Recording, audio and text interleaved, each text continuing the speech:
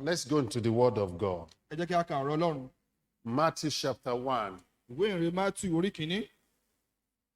We will read from verse 18 to 25. A ó kà láti ẹsẹ̀ ìkejìdínlógún títí ẹsẹ̀ But I will ìkarùndínlọ́gbọ̀n. just emphasize a bit from verse 21 to 23. Ṣùgbọ́n máa ṣe ìtẹnumọ́ láti ẹsẹ̀ Again, I'm not going ìkọkànlélógún to títí ẹsẹ̀ do ìkẹtàlélógún. alliteration or exposition, but some kind of bringing some fact or truth from the Word of God. Màá mú àwọn Using òtítọ́ wá this passage as the launching part. nínú ọ̀rọ̀ Ọlọ́run. So, Gẹ́gẹ́ bí a ṣe ń lo ẹsẹ̀ let's méjì stand up àbẹ́kà as we honor the reading of God's Word, yìí. please. Ẹ ká nínú ẹsẹ̀ bí a ṣe ń ka ọ̀rọ̀ Ọlọ́run.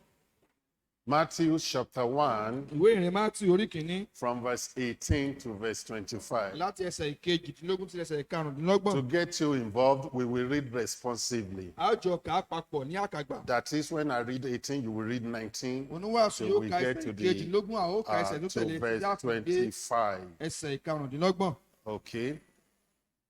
Now, the birth of Jesus was, let me come again. Now, the birth of Jesus Christ was on this wise.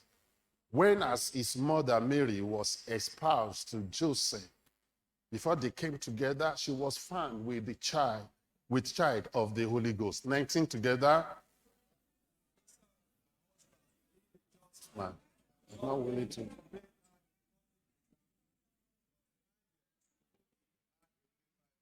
But while he thought on these things, behold, the angel of the Lord appeared unto him in a dream, saying, Joseph, thou son of David, fear not to take unto thee Mary thy wife, for that which is conceived in her is of the Holy Ghost. Yóò sì bí ọmọkùnrin kan, Jésù ni ìwọ ó pe orúkọ rẹ̀, nítorí òun ni yóò gba àwọn ènìyàn rẹ̀ là kúrò nínú ẹ̀ṣẹ̀ wọn.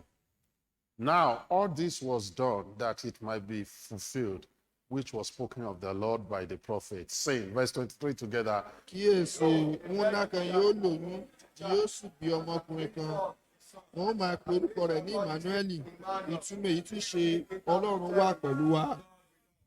Then Joseph, being raised from sleep, did as the angel of the Lord had bidden him, and took unto him his wife. Verse 25 together now. Òun kò And sì knew her mọ̀ not tí ó till fi she bí had brought àkọ́bí forth ọmọkùnrin. a son. Ó sì pe And orúkọ called rẹ̀ his ní name Jésù. Jesus. So that verse 23 said, his name shall be called Emmanuel, and he shall call his name Emmanuel, Sọ which pé a being máa pe orúkọ rẹ̀ ní interpreted God Emmanuel. with us.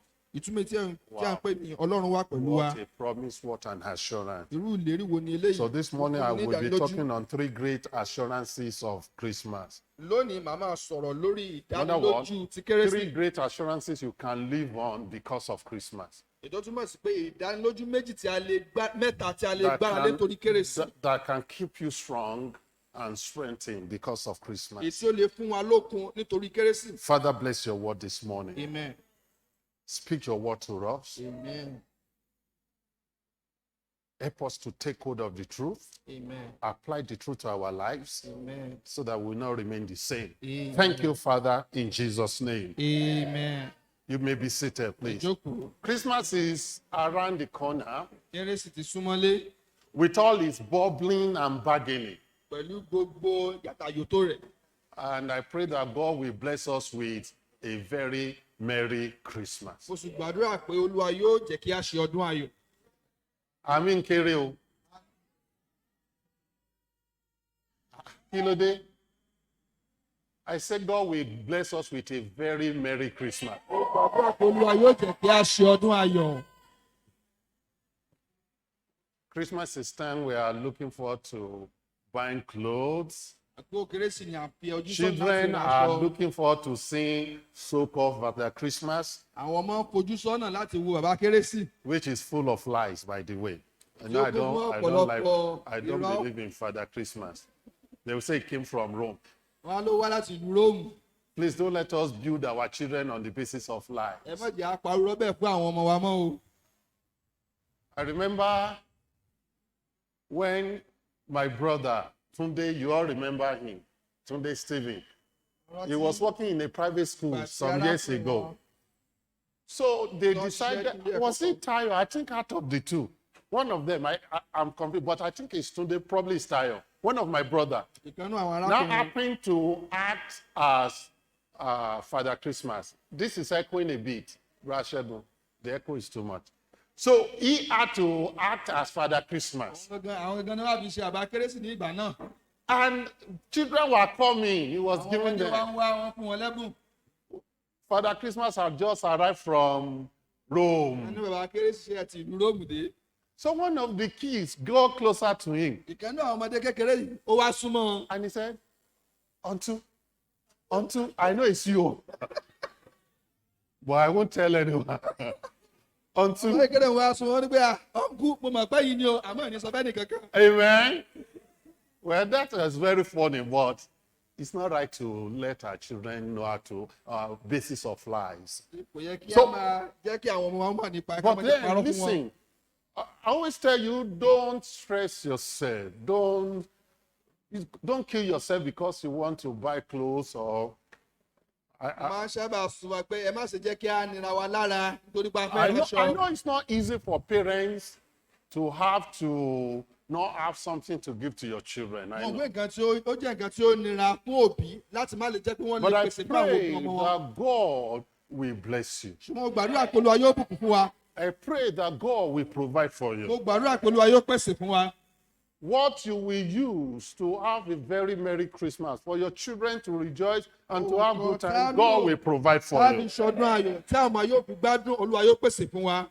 But Christmas is more than all the eating and the dining, ṣùgbọ́n kérésì ó ju gbogbo jíjẹ àti mímu all lọ. the merrymaking. gbogbo yàtàyò tó rẹ̀. Today, Christmas has been so commercialized. a rí i pé kérésì lónìí a ti sọ di nǹkan tá a pé a fi ń ṣe rírà It's good síta. to share gifts. It's good to bless one ó another. dára láti fúnra ẹni lẹ́bùn o láti bùkún fára ẹni. But the blessing of Christmas is more than all these physical things we are ṣùgbọ́n ìbùkún running kérésì after. ó ju gbogbo nǹkan tá à ń sáré tẹ̀lé lọ.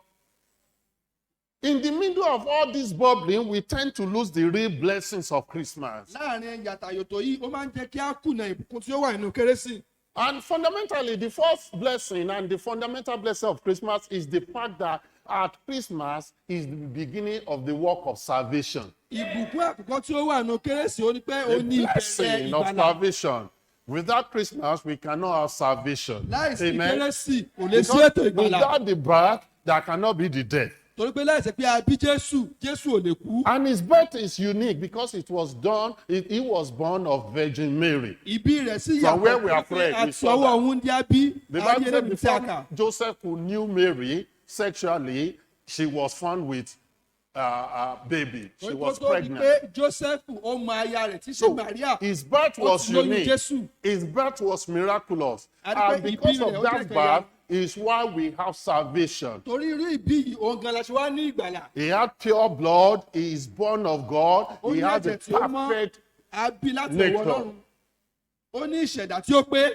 And so we thank God for Christmas. a dúpẹ́ lọ́wọ́ Ọlọ́run fún kérésì. And so because of Christmas, nítorí I want kérésì to share with you 3 blessings or 3 assurances you can take hold of. mo fẹ́ pín That pẹ̀lú wa Christmas, ìbùkún. because of Christmas, we have it personally and deeply and uniquely now. torí pé nítorí kérésì a ní àwọn ìbùkún yìí a sì ní ọ̀nà tí ó So as we yàtọ̀. look at this story of Christmas once again this year, bí a ṣe wá ń wo ìtàn I want kérésì to share lẹ́ẹ̀kan with sí us lọ́dún. 3 wonderful blessed mo assurances fẹ́ pín pẹ̀lú wa ìbùkún mẹ́ta tí ó that we dájú have, that we possess because of Christmas. tí a ní nítorí kérésì. You see, because of that first Christmas, nítorí pé torí kérésì àkọ́kọ́ yìí the child of God, any child of God, is a recipient of 3 great assurances ọmọ Ọlọ́run tàbí ẹni tí ó ti di ọmọ Ọlọ́run ó jẹ́ ẹni alábàápín nínú that provide ìbùkún mẹ́ta comfort and strength throughout our èyí life. tí ó mú okun wá fún wa ní gbogbo ìgbésí ayé wa. First, àkọ́kọ́ because of Christmas, nítorí kérésì we have the assurance of God with us. a ní ìdánilójú pé Ọlọ́run wà pẹ̀lú wa. God with us. Ọlọ́run wà pẹ̀lú wa. In that Matthew chapter 1 verse 23, ìwé ìrìn Mátì orí kìíní ẹsẹ̀ ìkẹtàlélógún tí a kà yìí. Bible said, they shall call his name Emmanuel, which being interpreted is God with us. wọ́n máa pe orúkọ rẹ̀ ní Emmanuel ìtumọ̀ èyí tí ṣe Ọlọ́run wà pẹ̀lú wa. Yes, God is omnipresent, Ọlọ́run wà níbi gbogbo. but not everyone has the blessing of God being with them. ṣùgbọ́n kò ń ṣe gbogbo ènìyàn ló ní ìbùkún pé Ọlọ́run wà pẹ̀lú wọn. His presence has been promised to us. ìwàláyé rẹ̀ àti ṣe ìlérí rẹ̀ fún wa. God is with us. Ọlọ́run wà pẹ̀lú wa. through the birth of Jesus Christ, his ever presence is ever with us. nítorí ìbí Listen Kristi to ó this. wà pẹ̀lú wa ó sì wà pẹ̀lú wa títí láé. So a lot of Bible passages really brings this to mind. ọ̀pọ̀lọpọ̀ ẹsẹ̀ Or Bíbélì to forefront. ló fi eléyìí yé In wa. Matthew chapter 28, verse 20, inú ìrè Mátì orí part kejì of it, which we always use as our benediction in èyí this tí a máa church, fi ń ṣe orí ọ̀fẹ́ is nínú that òfin I know I'm with you èmi always, sì wà pẹ̀lú yín títí láé even to the end of the àní world. títí òpin ayé. The end of the world means to any part of the ètò world. túmọ̀ sí pé ní gbogbo Wherever àgbáyé we find ourselves, God is with ní gbogbo us. ibi tí a bá bára wa Olúwa wà pẹ̀lú wa. In the morning, He's with us. lówùúrọ̀ ó wà pẹ̀lú wa. In the afternoon, He's with us. lọ́sàn-án ó wà pẹ̀lú wa. In the evening, He's with ní us. ìrọ̀lẹ́ ó wà pẹ̀lú wa. When we are eating, He's with us. bàtà bá ń jẹun ó wà pẹ̀lú wa. When we are sleeping, He's with bàtà ń us. sùn ó wà pẹ̀lú wa. He said to us ó sọ fún wa wípé that I will never leave you nor forsake èmi kì thee. yóò kọ̀yìn sílẹ̀ èmi sì yóò fi In sílẹ̀. Deuteronomy chapter 31, verse 8, ìwé Deuteronomy orí kọkànlélọ́gbọ̀n. the Bible says, and the Lord, He it is that doth go before thee. àti Olúwa oní ó lọ síwájú He will rẹ be with thee. yóò wà pẹ̀lú He rẹ. will not fail thee, ó kì yóò kọ̀ sílẹ̀. neither forsake thee. bẹ́ẹ̀ ni kì yóò kọ̀ Fear sílẹ̀. not, neither be má dismayed. ṣe bẹ̀rù bẹ́ẹ̀ ni kí Glory àwọn to má ṣe God that kù. now, because of Christmas, ògo ni fún Ọlọ́run pé nítorí I Kérésì. have the presence of God with me mo ní always. ìwà láàyè Ọlọ́run pẹ̀lú mi ní gbogbo ìgbà. It is an encouraging thought, ó jẹ́ nǹkan tí ó ń ru mi sókè. but also it's a sobering thought ó jẹ́ nǹkan tí mo tún lè ronú sí. that I need to be careful the way I live my ó life, yẹ kí n ṣọ́ra bí mo ṣe ń gbé ìgbésí ayé. because God is always there with torí pé me. Ọlọ́run wà níbẹ̀ pẹ̀lú mi ní gbogbo ìgbà. God promised Joshua in Joshua chapter 1 verse 9. Ọlọ́run ṣèlè fún Joshua nu Joshua orí kìíní. Joshua ẹsẹ̀ chapter ìkẹsàn-án. 1 verse 9. Joshua orí kìíní ẹsẹ̀ ìkẹsàn-án. Be strong and of a good courage. Be not afraid, neither be thou dismayed. For the Lord thy God is with thee, whithersoever thou goest. ṣe I gírí love kí o that. sì mú Wherever ìyàlé you go. má ṣe bẹ̀rù bẹ́ẹ̀ ni kí ara kí ó má ṣe pọ̀ ọ́ nítorí pé Olúwa Ọlọ́run wà pẹ̀lú rẹ níbikíbi tí ìwọ bá ń lọ. So, children of God, this morning, èèyàn ọmọ Ọlọ́run ní you òwúrọ̀ can yìí live on that a assurance gbàgbọ́ nínú ìlérí yìí of the presence of God with you. pẹ̀lú ìwà láàyè Ọlọ́run tí ó wà pẹ̀lú wa. You don't need to be running kò around. yẹ kí a máa sá kíjokíjo kiri. You don't need to be kò afraid. yẹ kí ẹ̀rù kí ó máa bà wá. You don't need to be scared, kò yẹ kí ẹ̀rù kí ó máa bà wá. for you have God with torí pé you. Ọlọ́run wà pẹ̀lú wa. I mean, you have God with you. Ọlọ́run wà pẹ̀lú wa. You have God with a ní you. Ọlọ́run pẹ̀lú wa. Glory to ògo God. ni fún Ọlọ́run. Psalm 23 verse ìwé 4 orin Dábìdì orí kẹtàlélógún ẹsẹ̀ is the ìkẹrin. great chapter. Psalm 23 is the great chapter of the shepherd, the Lord being our ó shepherd. jẹ́ ẹsẹ̀ orí Okay. Bíbélì tó pé Ọlọ́run So ló in jù verse 4 it àtúnṣe wa. says, yea, though I walk through the valley of the shadow of death, ẹsẹ̀ kẹrin ó ní tòótọ́ bí mo tilẹ̀ I rìn will láàrin fear àfonífojì ikú. no evil, èmi kì yóò bẹ̀rù ibi for kan thou art with me. nítorí ìwọ pẹ̀lú mi. One of the reasons I don't run around, ọ̀kan náà ní tí mi ò kì í sá kíjokíjo kiri. I don't go to one mountain to the other, mi kì í fò láti orí òkè kan lọ sórí òkè mìíràn. is because I know God is with me. torí pé wọ́n pe Ọlọ́run wà pẹ̀lú mi. When I go on my knee beside my bed, nígbà tí mo bá kúnlẹ̀ lórí eékún mi, God is with me. Ọlọ́run wà pẹ̀lú mi. He hears me. ó ń gbọ́ mi. He said, I will never leave you ó ní èmi kì yóò fi ọ́ sílẹ̀. nor forsake èmi you. kì yóò sì kọ̀ ọ́ I sílẹ̀. can go on with so many other scriptures mo lè tún lọ ṣí ọ̀pọ̀lọpọ̀ that ẹsẹ̀ Bíbélì tells fún us wa. of the ever presence of Yóò God sọ with fún us. wa pẹ̀lú ìwà láàyè Ọlọ́run tí ó wà pẹ̀lú wa. You don't need to be afraid. kò yẹ kí ẹ̀rù kí ó bá wà.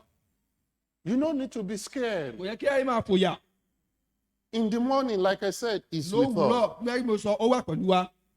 Every time, everywhere, God is with ní us. gbogbo ìgbà níbikíbi tí a wà Ọlọ́run So wà pẹ̀lú that's wa. the first assurance. eléyìí jẹ́ ìdánilójú àkọ́kọ́. And you can take that to the bank anytime. You can take hold of this and let it bring comfort. Let it bring strength to kí you. ó fún wa ní okun kó jẹ́ kí ọkàn wa kí ó balẹ̀. So because of Christmas, nítorí Kérésì we have the assurance of God with a us. ní ìdánilójú pé Ọlọ́run wà pẹ̀lú wa.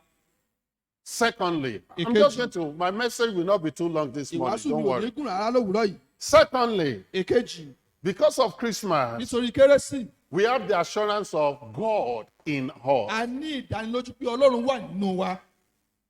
God with us. Ọlọ́run wà pẹ̀lú wa. Then there's assurance, God in àti us. wá ní ìdánilójú pé ọlọ́run wà nínú wa. I love the way it is put in Colossians chapter 1 verse mo 27. fẹ́ràn ìbéèrè ṣe sọ́nù Colossians chapter 1 verse orí 27. kìíní ẹsẹ̀ ìkẹtàdínlọ́gbọ̀n. Paul, in that context of God's regenerating us, of saving our souls. bọ́ọ̀lù nínú bí ó ṣe sọ pé bí ọlọ́run bí ó ṣe gba ọkàn wa là. Amen. àmín. And that in verse 27, he put it this way. ní ẹsẹ̀ Say, ìkẹtàdínlọ́gbọ̀n wa sọ to pé whom God will make known. àwọn ẹni tí ọlọ́run fẹ́. That is us. ètùtù Born bí again àwọn people. Children of God. àwọn ọmọ ọlọ́run. And without Christmas, this can never happen. We cannot be saved today. We cannot become children of God. We will not have been born again without Christmas.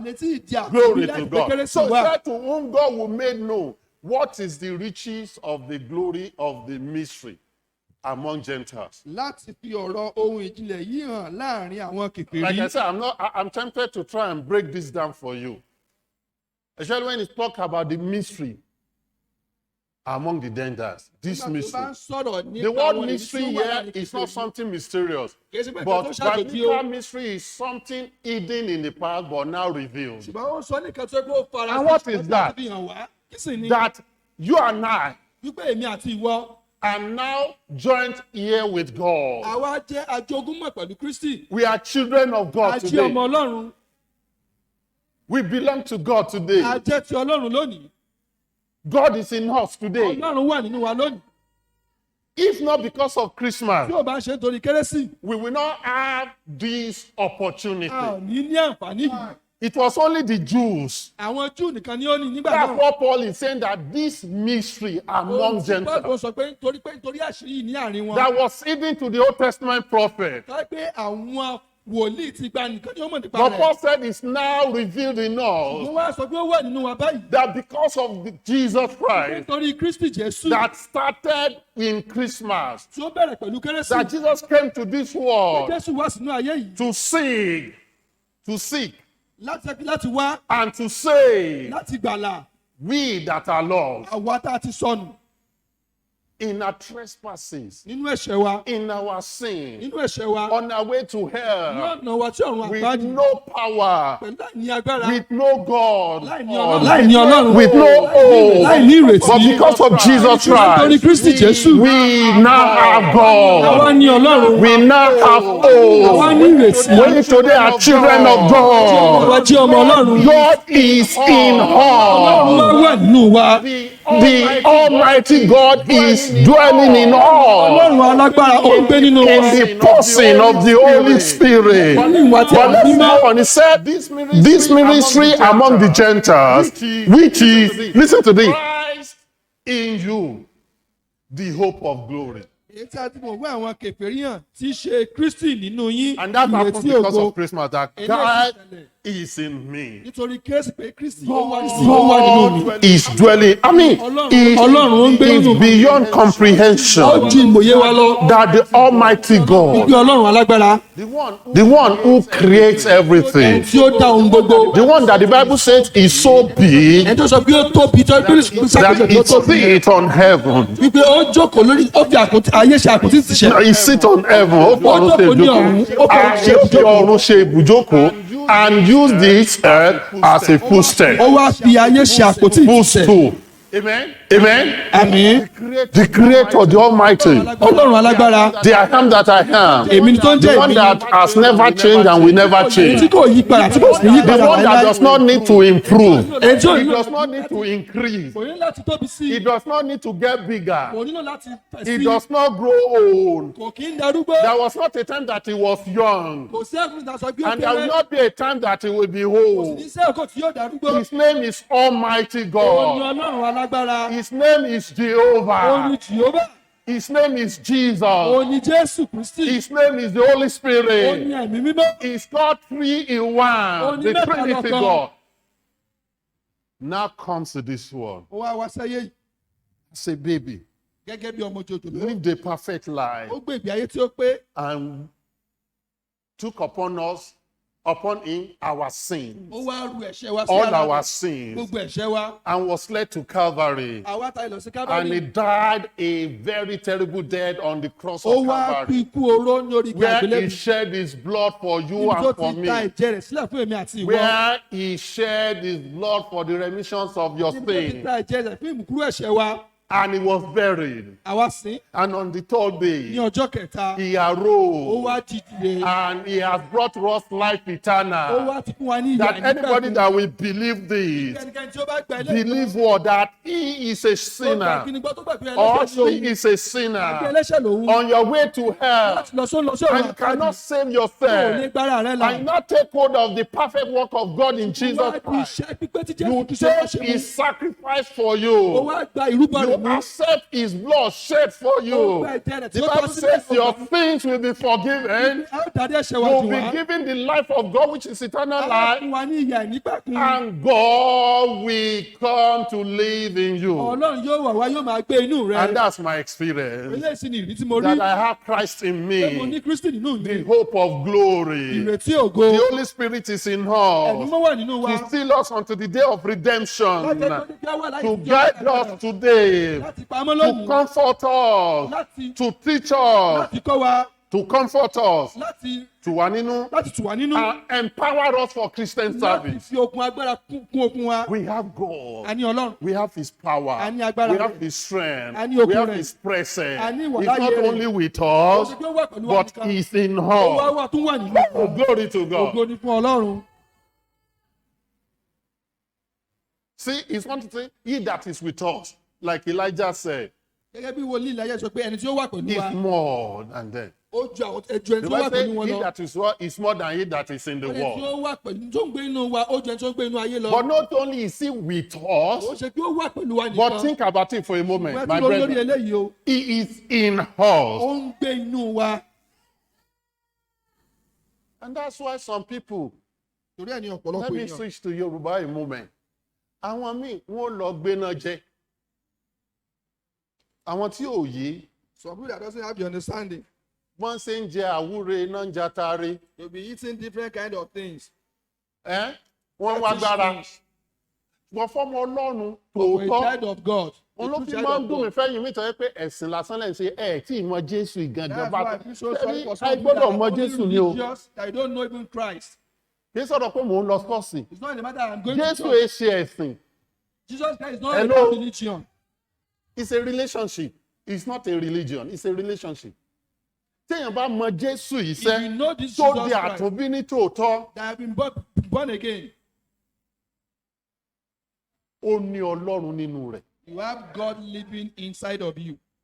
Ẹni tí Ọlọ́run wá ń gbénú rẹ̀. Someone that has God living inside of him, Glory to God. ògo ni fún Ọlọ́run. Èmi ò bá lọ jatare mẹ́wàá. Even if you go and eat all those different kind of Tó fetish ṣe ń things, tó wù ú. do whatever you like, Asán nínú asán ni. it's still vanity upon Ọ̀pọ̀ ẹni vanity. tí Ọlọ́run ń gbé inú rẹ̀. But for someone that have God living inside of him, Tó ní Ọlọ́run nínú rẹ̀. that has Christ in him, Ó ní agbára. has power, Ó ní okun. has strength, Ó ní ìṣẹ́gun. has victory, Ó ní àlàáfíà. has peace of mind, Ó ní ìwòsàn. has healing, Ó ní ìtúsílẹ̀. has deliverance, Ó ní Ọlọ́run. has God. Glory to God. Ògo ni fún Ọlọ́run. I read again, the Holy Spirit is in us. Ó sọ pé ní alẹ́ kan sí pé ẹ̀mí máa ń God gbé is inú wa Spirit. To Ọlọ́run máa ń fill gbé us inú wa unto the day of redemption. láti pa á mọ́ títí ọjọ́ ìràpadà, And to guide us. láti dáàbò bò wá, To comfort us. láti tù wá nínú, To teach us. láti kọ́ wa, To empower us for Christian láti service. fi okun wa láti ṣiṣẹ́ ìsìn. Paul put it this way in Galatians chapter 4 verse 6. Paul sọ nínú ìwé Gálátíà orí kẹfà. Galatians chapter 4 verse 6 he said, and because ye are sons, how do we become sons? Ànítorí tí ẹ̀yin ti ń By ṣe ọmọ faith, through faith in the Lord Jesus Christ. nípa ìgbàgbọ́ nínú Jésù Kristi. Ó ní ọmọ Ọlọ́run lẹ́yìn ṣe nípa ìgbàgbọ́ nínú. Ye are the child of God by faith in Jesus Christ. Hallelujah. Hallelujah. Amen. Ẹni tó bá sì jẹ́ ọmọ ló ní DNA èèyàn. Whosoever Amen. is the real son is the one that is having the genetic makeup. Sáyẹ́nsì ti fi múlẹ̀ pé tẹ́ bá mú DNA gene bàbá tẹ́ mú tọmọ the same marker They call it common markers. Amen? Yóò jọra torí Science pé has ẹ̀jẹ̀ revealed ni. that the DNA of the Father and of the Son are having the same marker. Nípasẹ̀ Jésù Kristi, nígbà mo di àtúnbí, mo ti wá ní DNA Ọlọ́run. Think about that. By the virtue that I'm now a son of God and I have the DNA of God inside of me. I carry the blood of Jesus in me. Ẹ̀jẹ̀ Jésù ó wà nínú mi.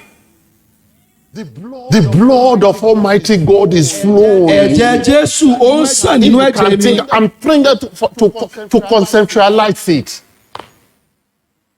And as we say, and because he has sung, Àti nítorí pé ẹ̀yin ṣe God ọmọ. has sent forth the spirit of his son into where? Ọlọ́run sì ti rán ẹ̀mí ọmọ rẹ̀ wá sínú ọkàn yín. Father. See the word Pé Abba, Father. Abba bàbá. The interpretation of Abba is Abba. What it means is this. Ohun tó túmọ̀ sí lélẹ́yìí tí Abba túmọ̀ sí lélẹ́yìí.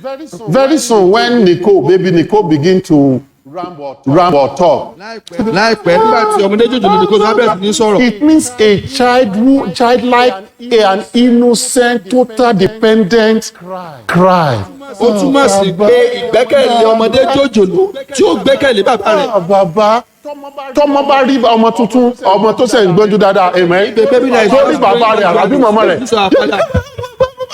Amen. B. Johnson wa. Daddy. Dad. Oríṣiríṣi ni wọ́n ń pè. Cause a different way. Amen. Amen. You could see that innocent, total dependent, total relief, A rí pé total as to him. His dad is the best. He is all in all. And that's for all the children of God. Bẹ́ẹ̀ gẹ́gẹ́ náà sì ni ọmọ Ọlọ́run. Listen to this. Ẹgbẹ́ eléyìí o. We have that total assurance to rest on God because he's in all. A ní gbogbo ìdánilójú láti gbára lé bàbá wa. Let's see some passage in Romans chapter 8. Ẹyẹ ló ka Róòmù orí kẹjọ. Romans chapter 8, Róòmù orí kẹjọ. verse 9b, from verse 9. Láti apá kejì ẹsẹ̀ kẹsàn-án. But let's just read the whole 9 and go down. Say, for ye are not in the flesh, Ṣùgbọ́n ẹ̀yin kò sí nínú ara mọ́. but in the spirit. Bí kò ṣe nínú ẹ̀ bí kò ṣe If ti so ẹ̀yin. be that the spirit of God dwells in you. Bí ó bá ṣe pé ẹ̀mí Ọlọ́run gbé inú Now look at this verse, last part of it. Now, Ẹgbẹ́ eléyìí o. if any man have not the spirit of Christ, he is none of it. Ṣùgbọ́n bí ẹnikẹ́ni kò bá ní ẹ̀mí Kristi, òun If you kò don't ṣe have the Holy ti tirẹ̀. Spirit indwelling you, it means you are not born again. Bá ní ẹ̀mí Ọlọ́run tó ń gbé ní ó túmọ̀ sí ẹ̀ tí ìdí àtúnbí. There's difference between the indwelling of the Holy Spirit and the infilling of the Holy Spirit. That's why Ìyàtọ̀ wà one of our láàrin pé ẹ̀mí máa ń gbé inú wa brethren mix it up. When we trust in Jesus Christ truly, Nígbà tí a gba Jésù ní Olúwa tí olùgbàlà wa, He brings His Holy Spirit to live in you. ẹ̀mí mọ́ rẹ̀ ó ń gbé inú wa. And if you don't have the Holy Spirit of God in you, Tá a bá wá ní ẹ̀mí mọ́ tó ń it gbé inú means wa, you are not born ó again. túmọ̀ sí pé It's àti as ìdí simple as àtúnbí. that. Kò jù bẹ́ẹ̀ lọ. He said, now if any man have not the Spirit of Christ, Ṣùgbọ́n bí he ẹnikẹ́ni is kò bá ní none ẹ̀mí of Kristi, his. òun Now kì í verse ṣe- 10. kò sí nínú And kì í ṣe tirẹ̀. if Christ be in you, Bí Kristi bá sì wà nínú yín, the body is dead because of sin, ara jẹ́ òkú nítorí but the ẹ̀ṣẹ̀. Spirit is life because of righteousness. Ṣùgbọ́n ẹ̀mí jẹ́ ìyè nítorí òdodo. 11. Ẹsẹ̀ kọkànlá. But if the Spirit of him that raised up Jesus from the dead, Ṣùgbọ́n bí ẹ̀mí ẹni tí ó jí Jésù dwell in you, nínú òkú tó bá ń gbé inú yín, he that raised up Christ from the dead shall also quicken your mortal bodies ẹni tí ó jí Kristi by dìde his kúrò nínú Spirit, by his Spirit that dwelleth in yóò you. fi ẹ̀mí rẹ̀ tí ń gbé inú yín sọ ara yín That is deep. Amen. ikú ní yín di ààyè pẹ̀lú rẹ̀. I have God in me. Mo ní Ọlọ́run tó ń gbé inú mi. I have hope of glory. Mo ní ìrètí ògo. I have his DNA running in me. Ní ìmọ̀lá ti jẹ́ ti Jésù tó ń gbé inú mi. I have hope of glory. Mo ní ìrètí ògo. When I leave this world, Nígbà tí mo bá fi ayé ìsílẹ̀, I'm going home. mo ń lọ sílé, mo ń lọ I'm going sọ́run, to heaven. mo ń lọ sọ́run. I will be with my Father Màá wà pẹ̀lú bàbá mi to dwell there forever. láti gba àgbé títí láé. Why? Kí ló dé? Because of Christmas, Torí kérésì. I received the blessings of God, the promise of God, Mo ní ìrètí, of mo the gba ìrètí Ọlọ́run. indwelling Kí Ọlọ́run of gbé inú mi. God in me. Ọlọ́run ń gbé inú mi. So number one, Àkọ́kọ́, because of Christmas, nítorí kérésì, we have Emmanuel, a ní Emmanuel which is God with tó us. túmọ̀ sí pé Ọlọ́run wà pẹ̀lú wa. Because of Christmas, Nítorí kérésì, it brings all this salvation work together ó jẹ́ kí a ní that iṣẹ́ we kan tó pé have God in pé us. a ní Ọlọ́run ó ń gbé inú wa. God with us, Ọlọ́run ó ń gbé inú wa. God with us, Ọlọ́run wà pẹ̀lú wa. God in us. Ọlọ́run gbé inú wa. And thirdly, we have the assurance of Kẹta, God for us. àwa ní ìgbẹ́kẹ̀lé pé Ọlọ́run wà fún wa. God with us, Ọlọ́run wà. God with us. Ọlọ́run wà Ó ti pẹ̀lú fẹ́ wa. máa dàrú àbí? Ọlọ́run wà pẹ̀lú wa. God with us. Ọlọ́run wà That's pẹ̀lú a wa. three complete dimension. Eléyìí jẹ́ nǹkan mẹ́ta tí ó pé God with us, Ọlọ́run wà pẹ̀lú wa. God in us, Ọlọ́run gbé inú wa. and God for us. Ọlọ́run wa wà fún wa. Romans chapter 8, Róòmù orí kẹjọ just a few verses down from where we read. láti From ẹsẹ̀ Romans chapter 8. Romans Róòmù chapter orí 8 is kẹjọ. very powerful. It's a very powerful ìwé Róòmù orí chapter. kẹjọ ó jẹ́ Full of ẹsẹ̀ tó lágbára assurances. tó fún wa ní ọ̀pọ̀lọpọ̀ Because ìgbẹ́kẹ̀lé. God is with me, Torí pé Ọlọ́run wà pẹ̀lú ó wà and pẹ̀lú God wa. is for me, and in me. Ọlọ́run sì ń gbé inú wa. God is with me, and God is in me. Torí pé Ọlọ́run wà pẹ̀lú wa ó ń gbé I inú can wa. rest assured that God is for me. Mo lè ní ìgbẹ́kẹ̀lé pé Ọlọ́run wà fún mi. God is not against me, but is for me. Ọlọ́run ò lòdì sí mi ṣùgbọ́n ó wà fún mi. Bíbélì ní ohun ẹ̀rù ní láti dojú àkọ Ọlọ́run. Amen. Láti ṣubú sí ọwọ́ Ọlọ́run alààyè. It means to be not in favor with God. But because Ó of tún fẹ́ yóò Christmas, wà ní ojú rere I pẹ̀lú Ọlọ́run. have divine favor. Ṣùgbọ́n torí kérésì mo ní ojú rere. I am pro God, Ó jẹ́ ẹni ti Ọlọ́run. and God is pro me. Ọlọ́run sì wà I fún don't mi. know. Are you getting it? I am on the side of God. Ó wà ní agbọn Ọlọ́run. Like Moses asked, who is on the Lord's side? Mo ṣe pé ìpèta ni ó wà ní agbọn ti Ọlọ́run. I am on the Lord's Mo side. wà ní agbọn ti Ọlọ́run. The Lord is on my side. Ọlọ́run wà ní agbọn mi. God is for me. Ọlọ́run wà fún mi. Romans 8:31. Róòmù orí kẹjọ. So shall we then say to these things? Ǹjẹ́ kí What ni a àwa ó wá question. sọ sí nǹkan wọ̀nyí? If God be for us, Bí Ọlọ́run bá wà fún wa, who can be against ta ni us? yóò kọjú ìjà sí Verse wa? 32. He that spared not his own son, Yóò dá ọmọ ti kára rẹ̀ he sí. sent his son at Christmas Ó rán ọmọ rẹ̀ fún wa ní àkókò kérésì. for the purpose of dying for our sins. Kúkú ẹ̀ṣẹ̀ wa. God will deliver his own son. Therefore, deliver him up for us all. Ìgbà tí ó jọ̀wọ́ rẹ̀ lọ́wọ́ fún How can he not with him also give us all things? yóò àti kó ṣe tí kò ní fún wa ní ohun gbogbo. Amen. Amen. Àmín. Amen. Àmín. You see, we all love to be on the winning team. Gbogbo wa la fẹ́ràn kí a máa wà lágbà àwọn tí ó ń borí. Surely for those of you who watch football, Pàápàá jùlọ àwọn tí a fẹ́ràn bọ́ọ̀lù.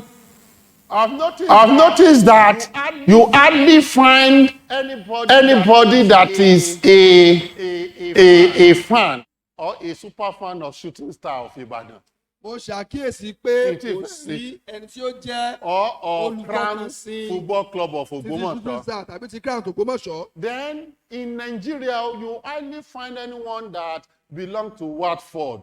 Ní orílẹ̀-èdè Nàìjíríà mo á ti wá Maybe rí o, pé kò sí àwọn but not olùfẹ́ common. ẹgbẹ́ agbábọ́ọ̀lù Watford. Ó lè I'm wà talking gbogbo about- lórílẹ̀-èdè Nàìjíríà kò Many sí. of us we belong to all those top teams. Ọ̀pọ̀lọpọ̀ wa àwọn tí Chelsea, agbábọ́ọ̀lù tó ń ṣe dáadáa.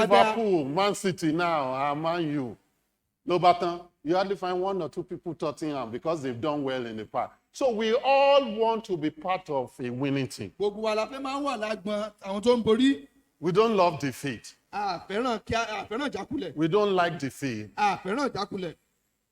But the Bible says, Bíbélì sọ wípé for a child of God, fún ọmọ Ọlọ́run because of Christmas, nítorí kérésì we are on the winning team. a wà ní agbá àwọn tó ń borí. We are on the side of victory. A wà ní agbá àwọn tó ń ṣẹ́gun. We can never lose. A lè We will jákulẹ̀. never lose. A lè ní ìjákulẹ̀. We are victorious. Àti ti aṣẹ́gun. Victory is hard Ìṣẹ́gun ni tiwa. because God is for Olùkọ́ us, Ọlọ́run wà fún wa. and nothing can be against Kò us. sí ohun tó lè lòdì sí The wa. word nothing against us is not that nothing will not attack you. but it means that they will not overcome you. kò túmọ̀ sí pé àwọn ní ìpèníjà ṣùgbọ́n tí ó túmọ̀ sí pé kò ní They borí wa. will not overcome Wọn ò you. ní borí wa. They will not flow over you. Wọn ò ní borí wa. You will be Àwa above. wa ló wà lókè. You will be Àwa victorious. láò ní ìṣẹ́gun. You will be valiant. Àwa láti aṣẹ́gun. Why? Kí ló dé? Because God is for you. Torí If pé you are a child Ọlọ́run wà fún of wa God. gẹ́gẹ́ bí ọmọ God Ọlọ́run. is for me as a child of God. Ọlọ́run wà fún mi gẹ́gẹ́ bí ọmọ Ọlọ́run.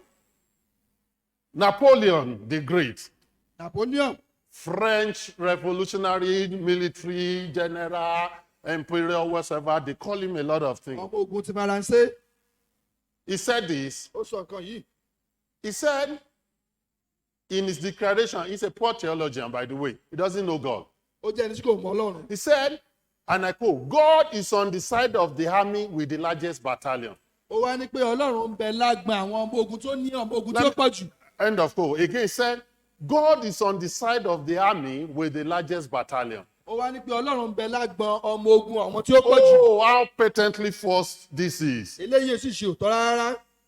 And you know, he suffered a devastating, humbling defeat. Ǹjẹ́ mọ̀ pé ó In ní Russia. ìjákulẹ̀ ńlá nígbà tí ó lọ jagun ní He orílẹ̀ has Russia. been winning, conquering city upon city, Ó town ti ń upon borí town, ọ̀pọ̀lọpọ̀ region ogun upon o, region, ọ̀pọ̀lọpọ̀ ìlú. province upon province.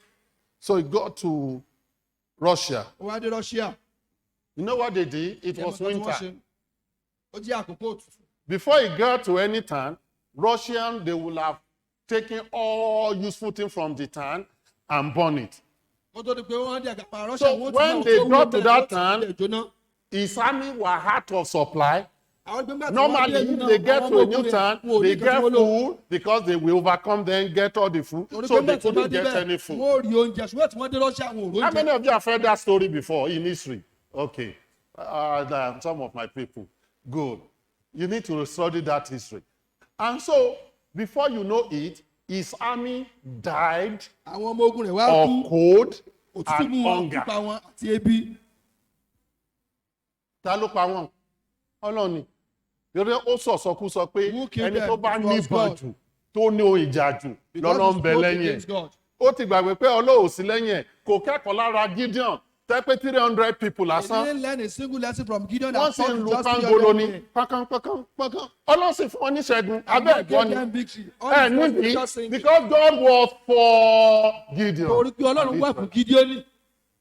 What about Jehoshaphat? Jehoshaphat ńkọ́? When million plus army came against Nígbà them tí ẹgbẹ̀lẹ́gbẹ̀ mílíọ̀nù ológun tí and he saw the face of the Lord. Nígbà tí wọ́n wojú Olúwa. And God spoke and said, listen, Ọlọ́run wá sọ this wípé, battle is not your battle. ìjà yóò kó This ṣe fight tiẹ̀. is not your fight. Ogun yóò ṣe ojú Tomorrow, go. Ọ̀la. And this is what you are going to do. Nǹkan tó ń ṣe Begin to lélẹ́yìí o. sing praises. Ẹbẹ̀ tí mo Begin kọrin to yìí. sing Ẹbẹ̀ tí thanksgiving. mo kọrin Begin dúpẹ́. to praise the Lord. Ẹbẹ̀ tí mo And dúpẹ́ God lọ́wọ́ said, as they began to sing Bẹ́ẹ̀ sọ pé and ìbẹ̀rẹ̀ sí ní play kọrin. musical instruments, Bẹ́ẹ̀ sì ní yìn. God brought a great victory for them. Ọlọ́run sì borí Why? ogun náà fún wọn Because God was for Torí pé them. Ọlọ́run wà fún wọn. And today I declare Lónìí mo sì sọ. that I have all the victories I'm Mo enjoying, ní gbogbo all the ìṣẹ́gun. blessings I'm Mo ní enjoying, gbogbo ìbùkún tí mo all the gbádùn. good health I'm enjoying, Mo ní gbogbo ìgbádùn àlàáfíà tí mo because gbádùn. God is for Torí me. pé Ọlọ́run wà fún mi. God is for me. Ọlọ́run wà fún mi. We are to be reminded that this wonderful promise Ẹgẹ́ máa rán wa létí ìlérí yìí. of verse 31 that if God be for us, who can be against Bí us? Ọlọ́run bá wà fún wa, ta ni ó lè It's dojú ìjà in kọ the sí wa? context of that passage when you begin to read from verse 28. Ó wà ní agbọ̀n lágbàá bábíyèsí láti kà láti ẹsẹ̀ When you read ìkejì verse 28, láti ẹ̀bá kẹsẹ̀ ìkejì and we lọ́gbọ̀n. know that all things work together for good. Good. Àwọn tí wọ́n gbé ohun To gbogbo them ní ó that ṣe love God. To them who are the called according to his purpose. tí a pè gẹ́gẹ́ bí In ìpínlẹ̀ other rẹ̀. words, them that God is for. Ètò túmọ̀ sí pé àwọn tí Ọlọ́run wà fún. Them that are on the side of Tó God. wà ní agbọ̀n Ọlọ́run. And God is on their side. Wà ní agbọ̀n. All things work together for Gbogbo ni good. ó ṣe papọ̀ fún rere. And in verse 29 and verse 30. Lọ́gbà tẹ̀sí ọgbọ̀n. Those who are called according to his purpose Àwọn tí a pè nítorí are further characterized in verses 29 and 30. Except for whom he did foreknow, he also did predestinate to be conformed to the image of his son, that he might be the firstborn among many brethren. tó ẹni tó sì yàn tẹ́lẹ̀ láti kí o lè jẹ́ àkọ́bí láàrin In àwọn verse 30, he said, moreover, whom he did predestinate, then he also called, and whom he called, then he also justified, and him he justified, then he also glorified. àwọn ni ó sì pé àwọn ẹni tí ó sì ti pé òun ni àwọn ni ó ti dá láre àwọn tí ó sì dá láre òun ni àwọn tí ó ti ṣe lógo.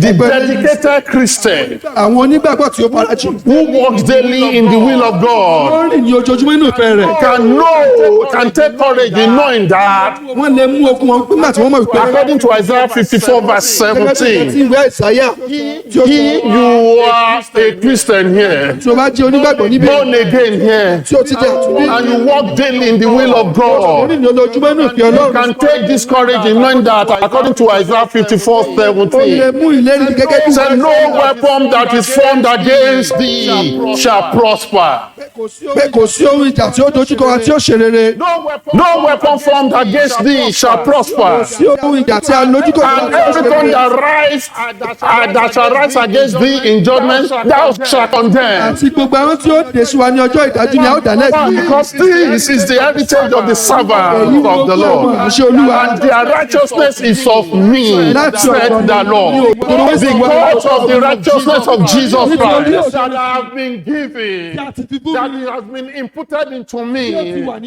I declare that no weapon formed against me shall prosper. And if you are a born again child of God here today, this is your assurance. This is your stand. This is your state. This belongs to you. That God is for you. And nothing shall be against you. No weapon formed shall prosper against you. No weapon formed against this shall prosper. Rather. Because God is for you. So as I conclude this morning, I tell you it's not going to be a long sermon.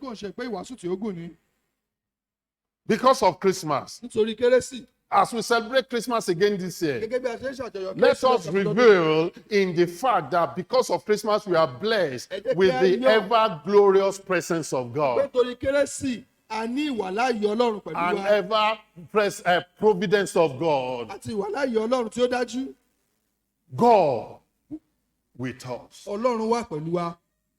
God in us. God for us. But listen, if you are not born again this morning, this is not for you. If you don't have Jesus as your Savior, you cannot claim that God is with you. Of course, you can't claim that God is in you because you don't have the Holy Spirit in you. And you cannot claim that God is for you. What can you do this morning? You can come to Jesus to save you, to give you his life, so that he will be with you. He will give you his Holy Spirit, so that he will be in you, and he will give you his victory, because he will be for you. Let's all stand up and pray together this morning.